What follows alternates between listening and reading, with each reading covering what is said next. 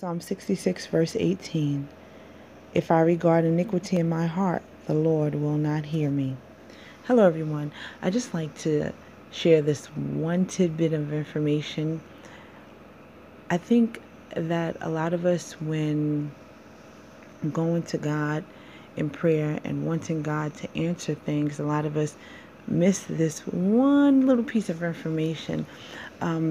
Here, if we look at the psalm, if you look at the earlier part of the psalm, we'll see that the psalmist was extolling God and he was giving God the sacrifice of praise, because the Bible does say, enter into his gates with thanksgiving and into his courts with praise. Be thankful unto him and bless his name. So the psalmist is doing that. The psalmist is doing what the word says to do.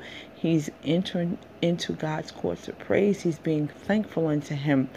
But we see, as we get down to the 18th verse, the psalmist thinks about it, and it's sort of as if he's saying, now I've done all of this, but if I regard iniquity in my heart, although I've given God the sacrifice of praise, although I've worshiped him, although I've given him the fruit of my lips like I'm supposed to, if I regard iniquity in my heart, he will not hear me. So all of my tears, all of my worship, all of my praise will be in vain.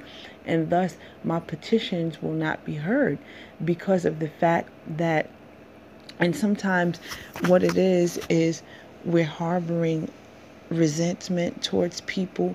We hate people for things that they've done to us. Sometimes we're harboring bad feelings towards people that are not even on this earth anymore, and we can't go and rectify the situation. Sometimes we are harboring bad feelings towards people because of misunderstandings that have happened. Someone may have done something to me that I didn't understand the reason for, or vice versa, and then it becomes a war between people, and then families get into it. And sometimes we just hate people and we want them to die. And as bad as that may seem, that's just the truth, because we're human, and because we're human, we think in human terms.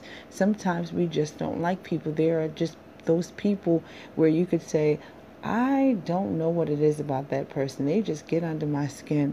It's just something rubs me the wrong way. Those are things we need to bring to God, and we need to ask God to help us and to forgive us those things that we know. And now there are certain feelings that we have that are wrong, that we may not know are wrong, and that takes God to bring to our attention. But there are certain things that we know that are wrong, and we just have to bring that to God, lay that to God.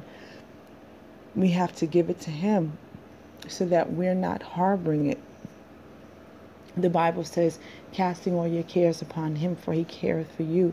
So we need to take that part of our care and give it to him, so that we're not found guilty, so that when we offer up praise and sacrifice, it will be a sweet smelling savor unto him. I don't know if you know about in the Old Testament how when the priests used to go before God and the priests went into the holiest of holies, there were bells on the bottom of the priest's garment, because when the priest would go in to offer up sacrifices and worship to God, the priest had to be right. There was a certain state that the priest had to be in order to be able to go to God for the people and offer up sacrifices. And you would have some priests that were not right, and they would actually die in the presence of God, and they would have to be pulled out by a piece of their garment, because no one could go before God. And that's the same way with us now.